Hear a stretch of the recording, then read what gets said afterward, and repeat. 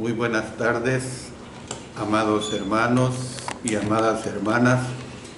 Nuevamente está con ustedes el hermano Alexander Castellanos, siempre desde la Iglesia de Cristo en la República de El Salvador, transmitiendo a través de El Alumbrador Cristiano y a través de mi especial programa Te Daré lo Mejor. Pidamos la oración de nuestro Señor. Padre eterno, gracias te damos porque tú nuevamente me das la oportunidad de presentar otro mensaje de tu palabra. Que el Espíritu Santo me dirija, que tú seas honrado y también que haya mucha edificación para todos quienes escuchen. En el nombre de nuestro Señor Jesucristo. Amén. Amén. Bueno, estamos estudiando los días miércoles la vida y ministerio de Cristo, siempre a las 5 de la tarde, y ahora vamos a presentar un nuevo tema que se trata de los dos caminos. Esto es la segunda parte del Sermón del Monte. De manera pues que vamos a presentar este tema de los dos caminos. La lectura que vamos a estar desarrollando en todos estos mensajes que vendrán de aquí en adelante es de la segunda Pascua a la tercera. Es una continuación. Luego seguimos con el Sermón del Monte, o sea, la seguridad de los tesoros celestiales, que es contrastada con los afanes terrenales. Luego vamos a ver enseñanza sobre juzgar, enseñanza sobre la oración. Veremos la regla de oro, los dos caminos y los falsos profetas, y como conclusión y aplicación, los dos edificadores.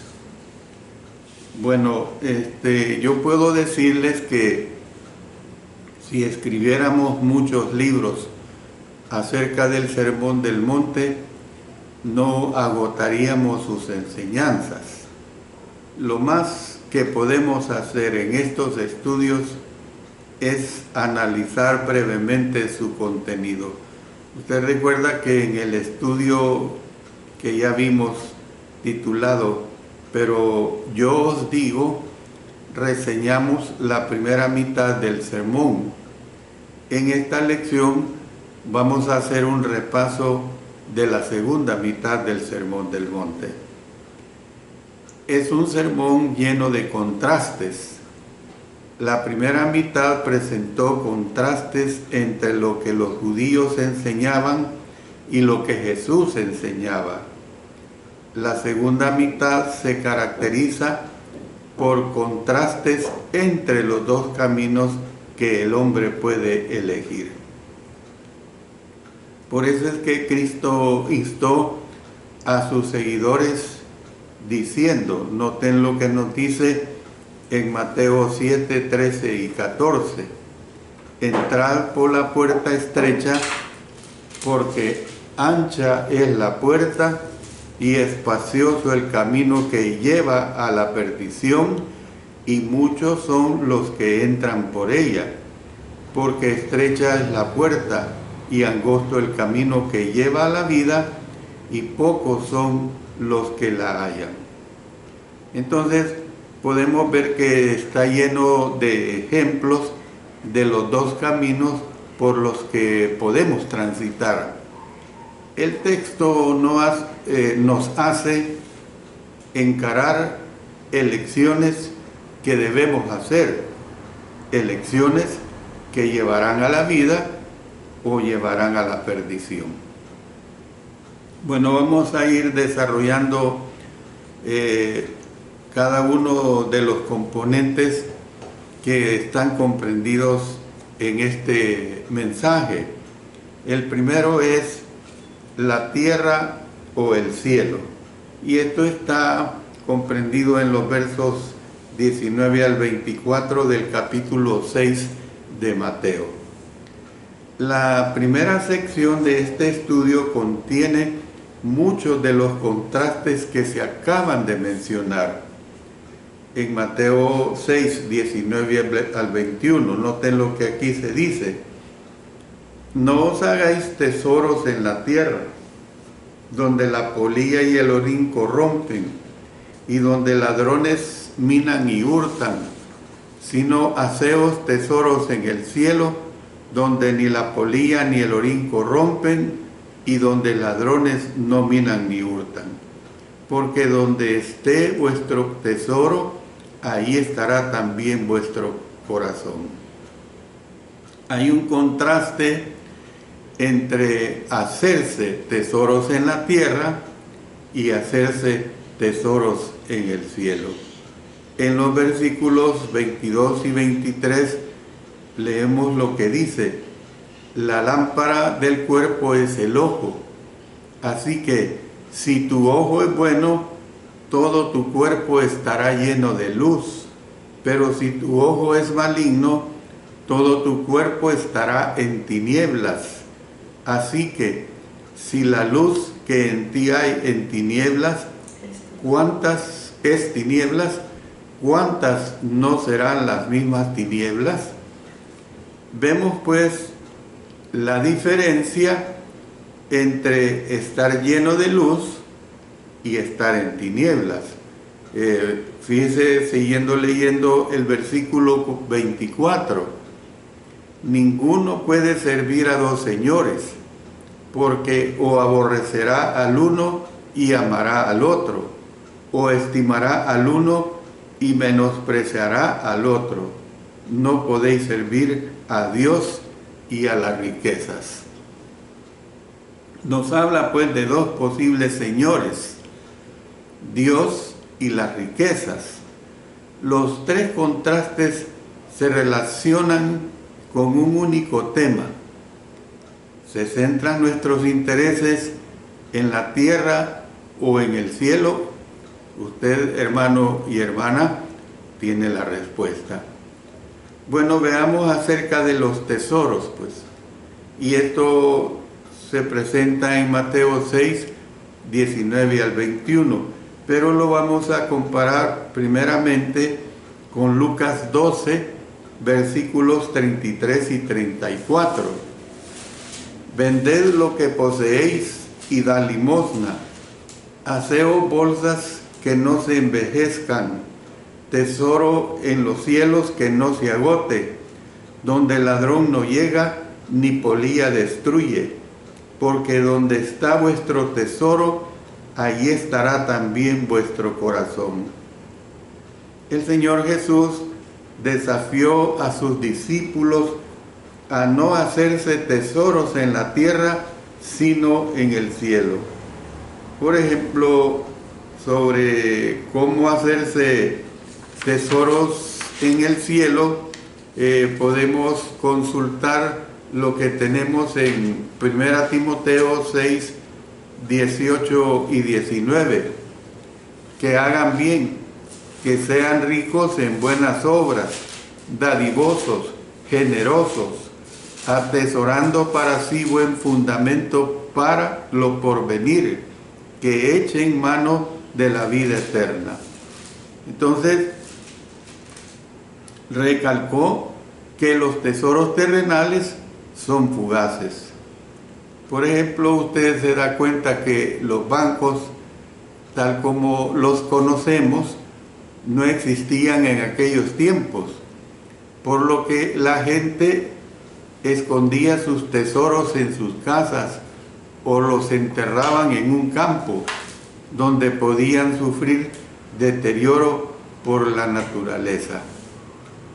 Nos dice Santiago capítulo 5, versículos 2 y 3: vuestras riquezas están podridas y vuestras ropas están comidas de polilla.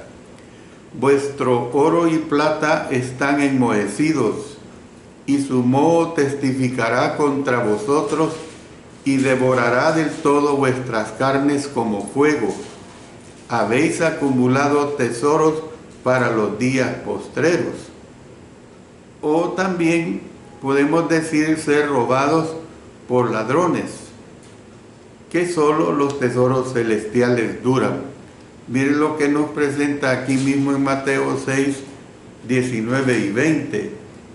No os hagáis tesoros en la tierra, que ya lo hemos leído, donde la polilla y el orín corrompen y donde ladrones minan y hurtan, sino haceos tesoros en el cielo, donde ni la polilla ni el orín corrompen y donde ladrones no minan ni hurtan. Cristo no estaba declarando ilegal el proveer razonablemente para el futuro, sino que estaba censurando el amasar posesiones como un fin en sí mismo. Su preocupación primordial tenía que ver con las prioridades. Es decir, lo que nos dice el versículo 21 de Mateo 6, donde esté vuestro tesoro, allí estará también vuestro corazón. También es cierto que donde esté vuestro corazón, ahí estará también vuestro tesoro. Veamos acerca de lo que nos presenta este sermón hablando de los ojos, comprendido en Mateo 6, 22 y 23. Pero para ello primero lo comparamos con Lucas 11, versos 34 al 36. Dice así: la lámpara del cuerpo es el ojo. Cuando tu ojo es bueno, también todo tu cuerpo está lleno de luz. Pero cuando tu ojo es maligno, también tu cuerpo está en tinieblas. Mira pues, no suceda que la luz que en ti hay sea tinieblas. Así que, si todo tu cuerpo está lleno de luz, no teniendo parte alguna de tinieblas, será todo luminoso, como cuando una lámpara te alumbra con su resplandor. Bueno, el Señor Jesús ilustró la importancia de tener claro cuáles deben ser nuestras prioridades, y lo hizo usando una analogía que era conocida para las personas de ese tiempo: el uso del ojo para representar la actitud del corazón. Por eso podemos ver que el Antiguo Testamento enseña, por un lado, que, por ejemplo, leemos en Proverbios 22:9, el ojo misericordioso será bendito, porque dio de su pan al indigente. Y por otro lado, también dice en Proverbios 28:22, se apresura a ser rico el avaro y no sabe que le ha de venir pobreza. Por eso podemos nosotros ver otros versículos en los que se hace referencia al ojo como reflejo de la actitud del corazón, tales como vamos a consultar Deuteronomio 15:9. Dice así: guárdate de tener en tu corazón pensamiento perverso, diciendo, cerca está el año séptimo, el de la remisión, y mires con malos ojos a tu hermano menesteroso para no darle, porque él podrá clamar contra ti a Jehová y se te contará por pecado. Imagínense qué duro, pues, ve que un cristiano pueda clamar a Dios y que se diera esta misma situación antiguo testamentaria de considerarse como pecado. Luego pasemos a Deuteronomio 28:56. La tierna y la delicada entre vosotros que nunca la planta de su pie intentaría sentar sobre la tierra, de pura delicadeza y ternura, mirará con malos ojos al marido de su seno, a su hijo, a su hija. Y luego en Proverbios 23, 26, no comas pan con el avaro, ni codicies sus manjares. Pasemos a Mateo 20, 15. ¿No me es lícito hacer lo que quiero con lo mío? ¿O tienes tú envidia porque yo soy bueno? Usted ha notado que en los últimos dos pasajes no aparece la palabra ojo, pero esta palabra sí se encuentra en el texto original. Es decir que lo que el ojo es al cuerpo, el corazón es al alma. Hoy día no usamos la misma figura retórica, sin embargo, usamos otra que se le parece para hablar de la manera como miramos la vida. La ilustración de Cristo es sencilla. Si los ojos naturales de un hombre son buenos, él estará lleno de luz, pero si son malignos, estará en tinieblas. Entonces, del mismo modo, pues, si el corazón de un hombre es bueno, según el contexto, se centra en el cielo. Él estará lleno de luz espiritual. Pero si el corazón es maligno, esto es, se centra en este mundo, estará lleno de tinieblas espirituales. Bueno, pasemos a otra declaración y es acerca de la palabra señores. Dice esto Mateo 6:24, pero lo vamos a comparar también primero con Lucas 16:13. Y cuando era de día, llamó a sus discípulos y escogió a 12 de ellos, a los cuales también llamó apóstoles. Cada uno de nosotros debe decidir qué es lo más importante en su vida. O servimos a Dios o somos esclavos de este mundo.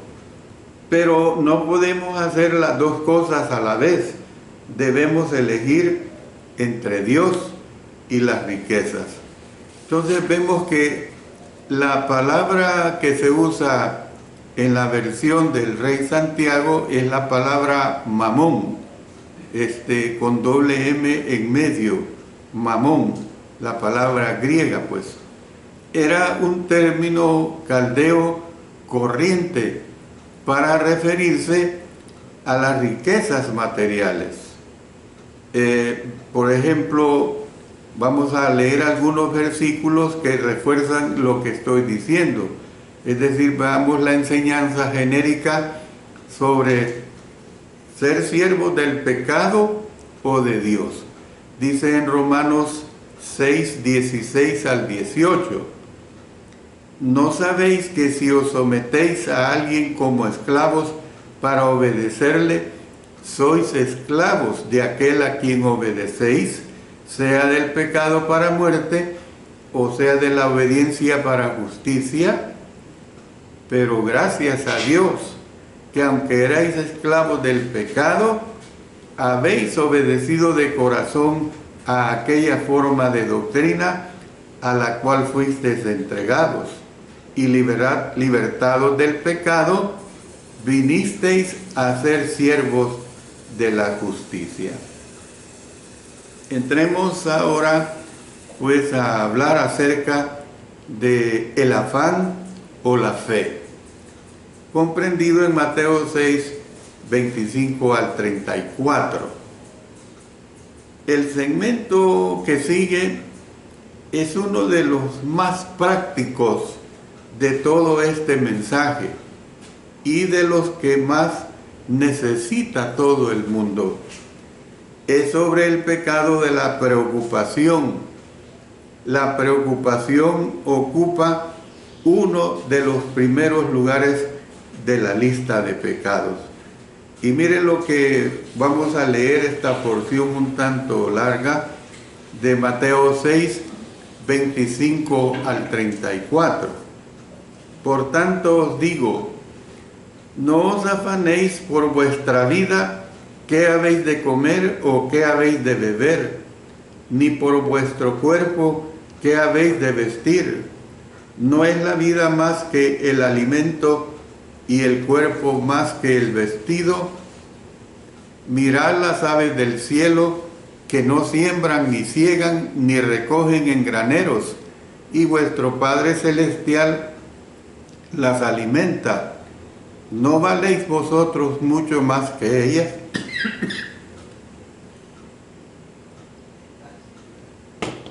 ¿Y quién de vosotros podrá, por mucho que se afane, añadir a su estatura un codo?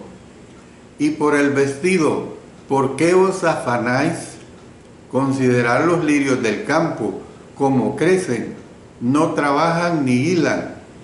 Pero os digo que ni aun Salomón con toda su gloria se vistió así como uno de ellos.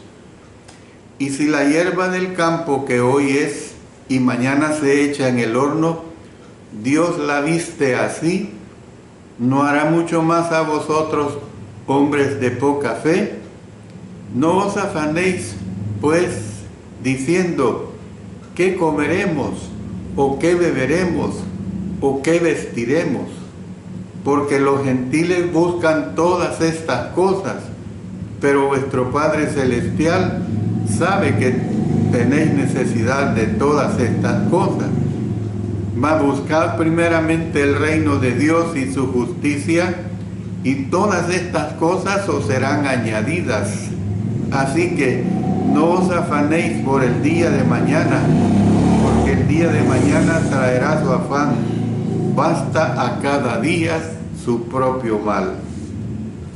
Entonces, podemos ver pues que se vincula estrechamente con los versículos anteriores. Es decir, que si nuestros intereses se centran en las cosas de esta tierra, será inevitable que nos preocupemos. Si se centran en el cielo, no habrá necesidad de preocuparnos. ¿Por qué? Porque la preocupación incluye tres aspectos que se los señalo.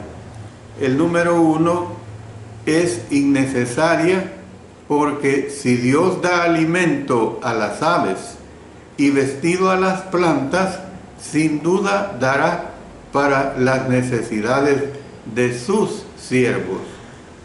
El número dos, las preocupaciones son inútiles, porque del mismo modo que afanarse no añade a la estatura, tampoco producirá ningún otro beneficio de utilidad. Y número tres, la preocupación es impropia, o sea, indebida, porque para el cristiano la vida debería ser más que el alimento y el cuerpo más que el vestido. Además, porque al afanarse por estas cosas, el cristiano se hace igual a los paganos. Esto es lo que hemos visto pues en esta extensa porción de Mateo capítulo 6, en estos versículos que le he mencionado. Entonces, ¿qué es lo que vemos pues? Que el secreto para superar la preocupación es referido indirectamente en la caracterización que hace Jesús de los que se afanan al llamarlos hombres de poca fe. La clave para superar la ansiedad es la fe en Dios, que conoce nuestras necesidades y que nos dará para las necesidades de la vida. Es decir, buscamos lo que leímos en el versículo 32, primeramente el reino de Dios y su justicia. La palabra buscar equivale a reconocer la soberanía de Dios y esforzarse por obedecer sus órdenes reales. En vista de que Jesús usó los términos reino e iglesia en forma intercambiable, por ejemplo, leemos esto que lo deja bien claro en Mateo 16, 18 y 19. Y yo también te digo que tú eres Pedro, y sobre esta roca edificaré mi iglesia, y las puertas del Hades no prevalecerán contra ella. Y a ti te daré las llaves del reino de los cielos, y todo lo que atares en la tierra será atado en los cielos, y todo lo que desatares en la tierra será desatado en los cielos. También esto lo podemos aplicar en el sentido de poner en primer lugar los intereses de la iglesia del Señor antes que los nuestros. Es lo que hemos visto en Mateo 6:33, en vista de que Dios es Dios, Él conoce, y en vista de que es nuestro Padre, Él tiene cuidado. Entonces, Jesús no estaba enseñando que uno no se debe preocupar por el futuro. Esta no es la enseñanza en ningún momento. Usted recuerde que en Timoteo se nos habla que si alguno no provee para los de su casa, es peor que un incrédulo y ha negado la fe. Entonces, Jesús no estaba enseñando que uno no se debe preocupar por el futuro, sino que una cosa es la preocupación legítima y otra la preocupación sin sentido, que drena nuestras energías y nos resta actitud para hacer frente a los desafíos del futuro. Jesús no estaba en contra de planear con antelación, o sea, con anticipación. El principio de la mayordomía nos motiva a prepararnos para el mañana de la mejor manera que podamos. No obstante, una vez que lo hayamos hecho, debemos poner las cosas en las manos de Dios y no preocuparnos. En cuanto que Jesús no estaba en contra de planear con antelación, doy una aclaración. Jesús estaba planeando para el futuro incluso cuando estaba diciendo estas palabras. Estaba preparando a sus apóstoles para el momento cuando dejara este mundo. En el Antiguo Testamento se ponía a las hormigas como ejemplo aprobado de hacer planes para el futuro. Mire lo que nos dice Proverbios 30:25. Las hormigas, pueblo no fuerte, y en el verano preparan su comida. Otros pasajes sobre pensar las cosas antes, que es lo contrario de actuar sin pensar o pensando poco, lo tenemos en Proverbios 21:5, donde dice: los pensamientos del diligente ciertamente tienden a la abundancia, mas todo el que se apresura alocadamente, de cierto va a la pobreza. Y luego tenemos en Proverbios 25:8, no entres apresuradamente en pleito, no sea que no sepas qué hacer al fin, después que tu prójimo te haya avergonzado. Y este principio se traslada a 2 Corintios capítulo 8, versículos 20 y 21. evitando que nadie nos censure en cuanto a esta ofrenda abundante que administramos, procurando hacer las cosas honradamente, no solo delante del Señor, sino también delante de los hombres. Luego, dando una aclaración en cuanto a lo que se habla en relación a la mayordomía, mire lo que dice, que somos mayordomos de todo lo que Dios ha puesto en nuestras manos, incluyendo nuestras posesiones y nuestro tiempo. Debemos ser fieles a nuestra mayordomía. Dice en 1 Corintios 4:2, ahora bien, se requiere de los administradores que cada uno sea hallado fiel. Y por último, en este mensaje de esta tarde, voy a tomar en cuenta el tema de lo que es juzgar y discernir. Juzgar y discernir. Y esto lo tenemos en Mateo 7:1 al 6 y Lucas 6:37 al 42. Jesús dejó de hablar sobre las actitudes de los discípulos para con las posesiones materiales y pasó a hablar sobre las actitudes de ellos para con los demás.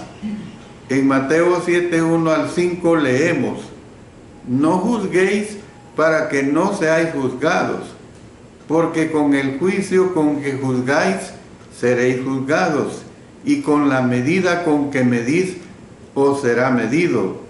¿Y por qué miras la paja que está en el ojo de tu hermano y no echas de ver la viga que está en tu propio ojo? ¿O cómo dirás a tu hermano, déjame sacar la paja de tu ojo, y he aquí la viga en el ojo tuyo? Hipócrita, saca primero la viga de tu propio ojo, y entonces verás bien para sacar la paja del ojo de tu hermano. Entonces, se censura el tener un espíritu de juicio. Y yo le aclaro esto. Hay quienes creen que el pasaje prohíbe todo juicio. Sin embargo, Jesús mismo habló de la necesidad de juzgar con justo juicio. Miren lo que dice Juan 7:24. No juzguéis según las apariencias, sino juzgad con justo juicio.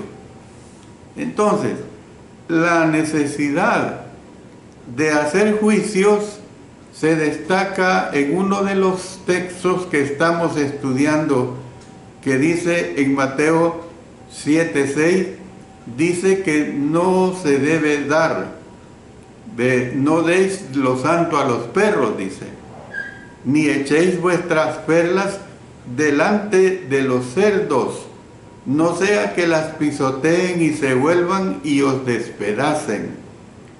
Siendo pues el significado de esto que se debe juzgar bien a quien vamos a enseñar. Entonces, al estudiarse en conjunto los versículos 1 al 6 de Mateo 7, llega a ser evidente que Jesús no estaba prohibiendo todo juicio, sino que estaba censurando el espíritu severo, poco amable y poco compasivo. En la relación que hace Lucas del sermón, Jesús añadió un comentario sobre los ciegos que son dirigentes de ciegos y los discípulos de ellos. Dice en Lucas 6:39, y les decía una parábola: ¿acaso puede un ciego guiar a otro ciego? ¿No caerán ambos en el hoyo? Y aquí podemos ver que en Lucas 6:39, y les decía Jesús una parábola. Esta es la primera vez en este estudio que se usa la palabra parábola. Y creo también, les adelanto, que las parábolas se comentarán en detalle en este largo estudio sobre la vida y ministerio de Cristo. Jesús se refirió más adelante a los fariseos como ciegos guías de ciegos. Dice en Mateo 15, 12 y 14: gozaos y alegraos, porque vuestro galardón es grande en los cielos, porque así persiguieron a los profetas que fueron antes de vosotros. Vosotros sois la luz del mundo. Una ciudad asentada sobre un monte no se puede esconder.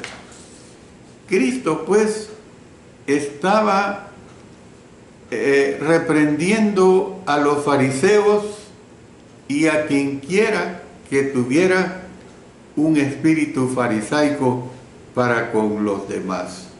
Yo voy a parar acá para poder continuar con temas completos el próximo miércoles, siempre a las 5 de la tarde.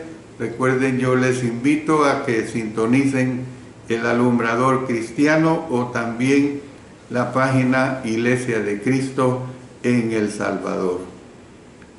Vamos pues a dar gracias a nuestro Dios y antes que todo siempre animarles a que estemos pendientes de todos estos estudios que el Señor me permite presentar. Oremos. Padre Celestial, te damos nuestros agradecimientos porque una vez más nos permites haber presentado otro mensaje de tu palabra. Sabemos, Señor, que ella nos redarguye, ella nos enseña y que nos haces estar siempre atentos y siendo fieles a ti. Gracias, Señor, por esa bendición. Estamos orando por una petición de la hermana Olga Guardado, que tendrá una cirugía de sinusitis el 14 de marzo. Ponemos en tus manos, pues, a nuestra hermana Olga Guardado para que le ayudes a salir totalmente bien de esta operación. Gracias, Señor, por todo lo que nos permites. Gracias, Señor, porque a ti podemos acudir en nuestras necesidades. Y todo lo hacemos en el poderoso nombre de nuestro Señor Jesucristo. Amén. Amén.